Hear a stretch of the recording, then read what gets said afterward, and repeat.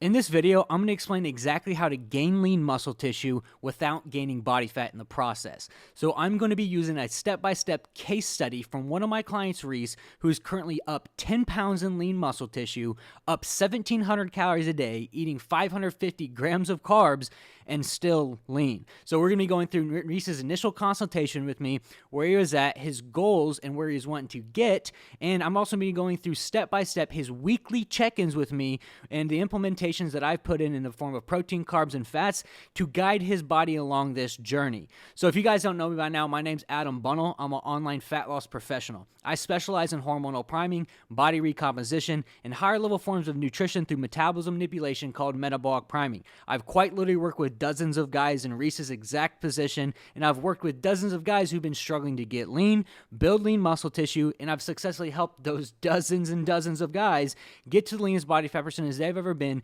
using higher-level forms of nutrition strategies through metabolic priming and metabolism manipulation. So let's get right into this case study. So anyways, in Reice's initial consultation with me, we went through his day of eating together and kind of pinpointed where his exact nutrition was. So Reice, for instance, didn't really know much about nutrition in the form of actually what you need, protein, carbs, fats-wise, to gain lean muscle tissue and get to a leaner body fat percentage. So one, we need to find out exactly where he was at. So I had Reice track his calories for 7 days and divided those total amounts of calories by 7 in the form of we call a caloric maintenance intake assessment, right? So his goals were to get bigger and leaner, long-term health, and feel better about himself in the form of confidence, right?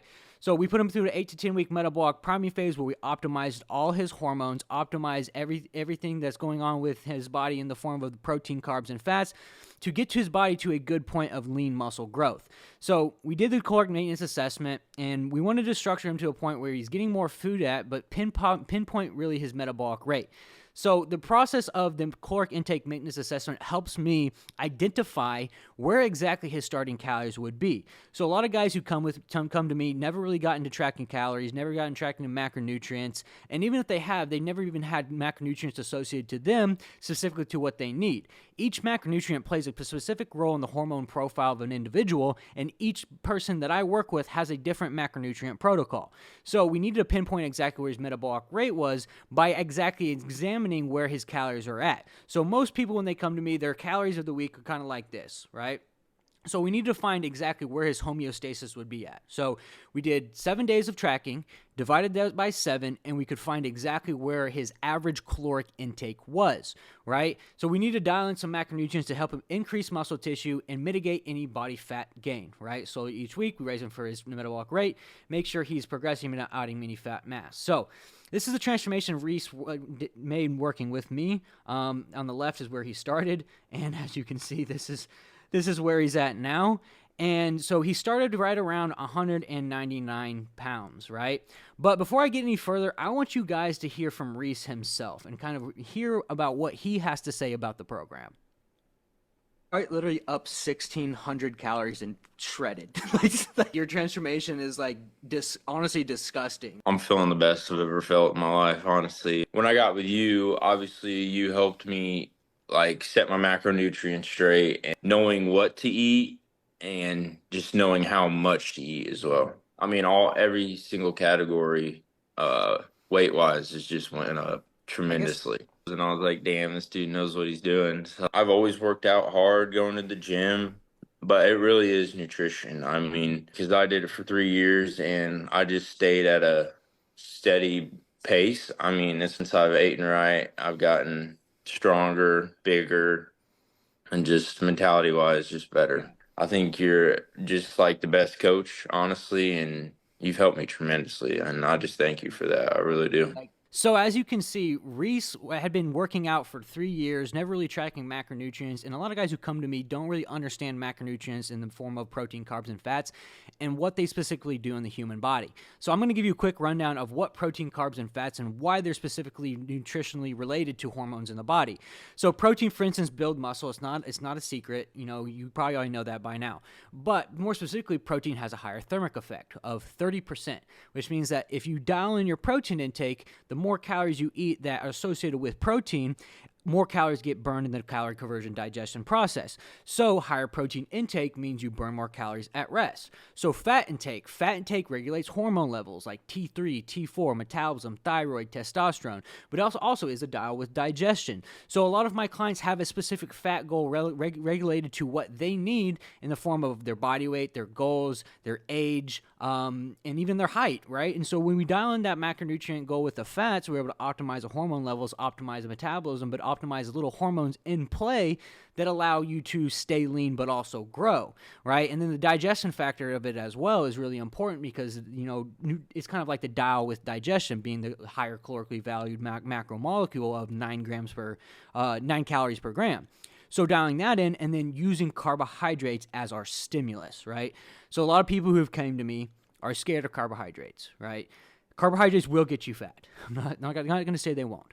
But there's a synergistic effect when you nail the macronutrients in the form of protein, fats, and then carbs, right? Because carbs regulate, one, inflammation, adrenal fatigue, cortisol levels in the body, and if your cortisol levels are high, your inflammation is super high, there's so much cellular activity going on in your body to mitigate what's currently happened with inflammation and fatigue that the cellular activity is not allocated to exactly where we want it to be in the form of growing lean muscle tissue or even mitigating inflammation or, mobilizing body fat and oxidizing body fat, right? So the carbohydrates is the stimulus. So we really nail the carbohydrates to make sure that he's growing good lean muscle tissue and fluctuate the carbohydrates from there to keep his body fat low and grow him into his skin.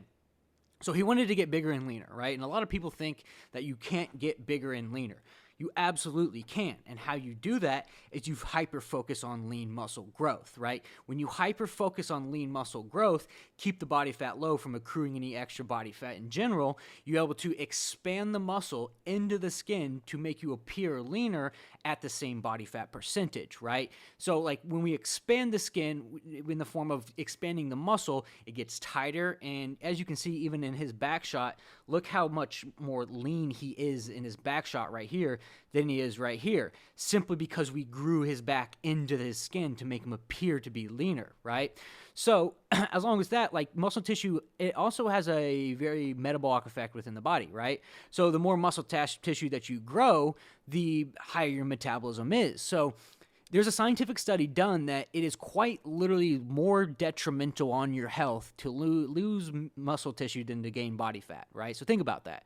It is more detrimental to lose muscle tissue than to gain body fat. So a lot of people who do hypercaloric deficits where they get stuck under 2,000 calories and they start degrading muscle tissue, get stuck in the skinny fat phase with bad health because they're losing lean muscle tissue. The most important part of the whole male human anatomy is muscle tissue. It creates longevity, it creates health, good testosterone levels. So hyperfocus on muscle growth is something we really want to hyperfocus on with Reice to expand his muscle into his skin, but also increase his metabolic rate. So with that, the two biggest turning points within my program in general is, yes, the nutrition. 95% of it is nutrition without a doubt. But we also specialize in creating custom workout plans specific to the individual, what you want to grow, what you exactly want to grow in the form of, back, chest, arms, legs, and then we use 6-week meso splits to constantly keep the stimulus alive, right? So the mobilization of body fat comes from the stimulation of epinephrine and adrenaline, right? In a zone 3 cardio state, like something like training or working out, you're able to mobilize body fat better to be able to oxidize the body fat better. So constantly keeping that stimulus alive with 6-week meso split programs, is changing the stimulus every 6 weeks so when we keep on stimulating epinephrine and adrenaline into the body to prohibit more lean muscle tissue, but also induce more lean body fat loss, right? So when we start off with Reice, and I'm going to go with you step by step the entire process.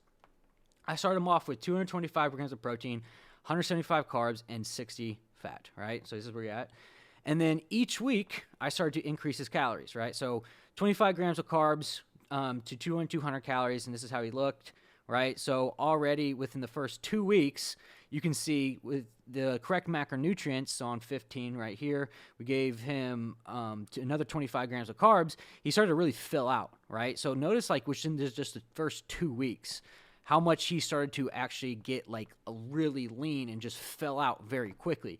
Because a lot of people think that this process, it takes a long time. it doesn't take a long time when you dial in the macronutrients. There's a synergistic effect that happens with the macronutrients, and every single one of my clients are exact same.